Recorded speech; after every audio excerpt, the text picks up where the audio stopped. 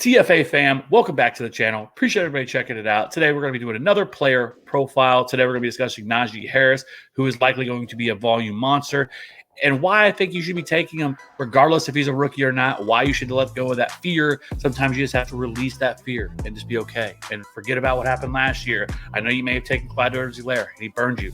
This is a different situation. We're going to get you through this. We're here to help, okay? We're winning championships. Remember that, boys and girls. We're here. We're winning championships. Training camp starts in a couple weeks. Let's go.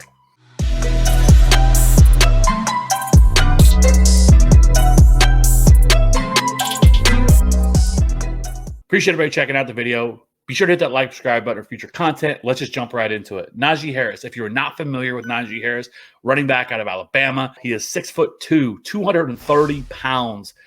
He is 23 years old, but we don't care about that in season-long formats. In Dynasty, it's probably a little bit more of a concern, but in redraft, we're not really all that concerned with it.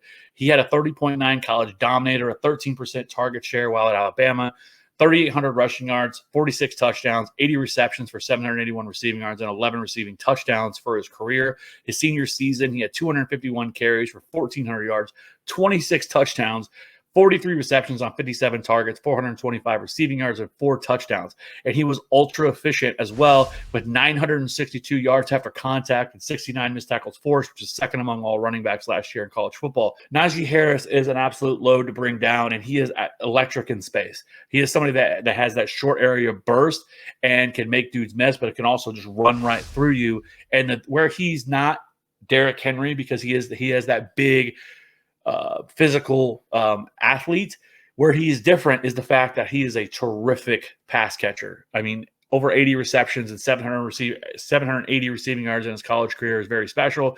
And that is why we should be all in on Najee Harris in 2021, because he enters a backfield in Pittsburgh where there's absolutely nobody there to get in his way.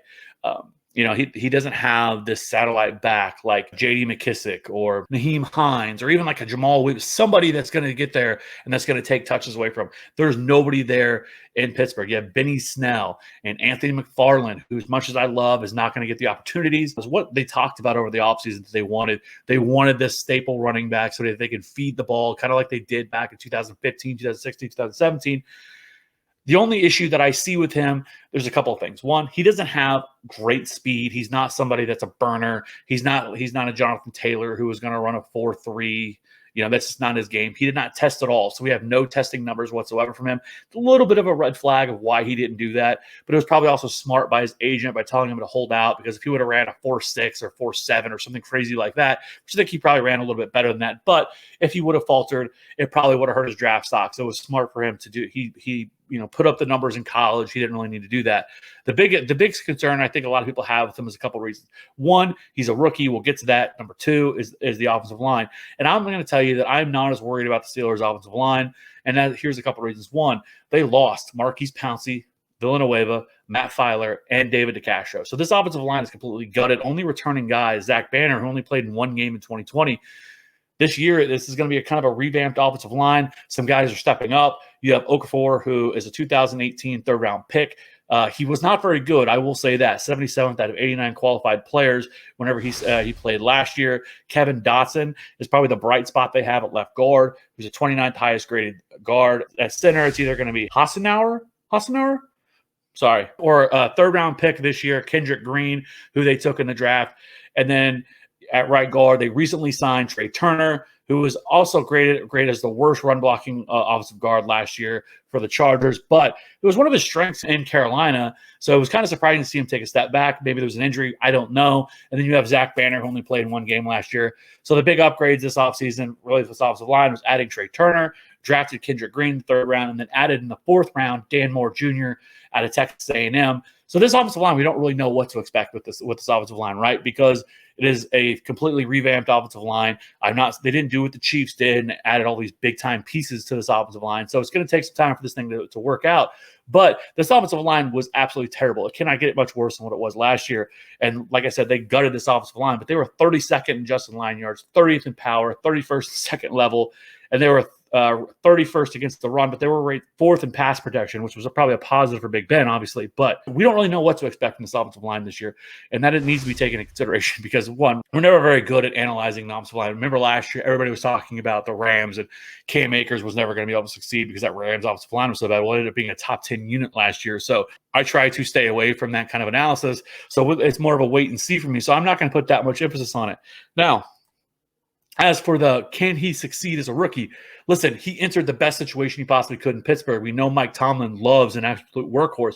Just let's go back and look from 2014 to 2018 when they had that steady running back. You had Le'Veon Bell, who averaged 25 touches per game. Even guys like D'Angelo Williams had 23 touches per game. James Conner had 21 touches per game. I mean, every running back they have, their lead back gets fed. And that is why we love Najee Harris this year, and that's why you should not be afraid to take him at RB13 where he's going right now, late second, early third in most drafts, especially in PPR formats because of that receiving upside that he has. But if you're a little worried, and I get it because of a guy like Clyde Edwards-Helaire last year, but let's just go back over the last few years and take a look at some of these running backs that have had success who were drafted in the first round of the NFL draft. You have Saquon Barkley, who finishes RB1. You have Leonard Fournette, RB10. Christian McCaffrey, RB9. Zeke, RB2, Todd Gurley, RB9, Trent Richardson, RB8, Doug Martin, RB2. Here's the common denominator here. They averaged 306 touches between them. Now, there are some running backs that also failed to meet expectations. You have Clyde Edwards-Helaire, RB22, but he only played in 13 games, but still, he only had 217 total touches. Josh Jacobs, RB21, Rashad Penny, RB68, Sony Michel, RB34, Melvin Gordon, RB43, David Wilson, blast from the past. Sucks that he got injured, but RB55, Mark Ingram, RB46. Here is the average for them, 173. This isn't new knowledge that if a running back gets opportunities, they're going to succeed. And there's very little chance that I see Najee Harris not getting 250 to 270 carries and probably, I think, 50 receptions is well within the range of possibility, putting him over that 300 touch mark. So that's why you should be drafting Najee Harris in 2021. Because he's going to get that opportunity. There are very few running backs that get the opportunity that he has in front of him. There's not many running backs that are going to get 20, that could get 20 to 25 touches per game. And so being able to get that, yes, this offensive line, it could be a problem. If Big Ben goes down, because that man is being held together by baling wire and sheet metal, okay? Like, it's not looking good right now, okay? But Big Ben is 39 years old. But if he's going to get that type of touches and that kind of carries, I'm all in on that. So that's why you should be drafting Najee Harris where he's going. I'm not taking him ahead of guys like Antonio Gibson or Cam Akers, Jonathan Taylor. Like, I want all of those guys ahead of him just because I feel a little more secure with them.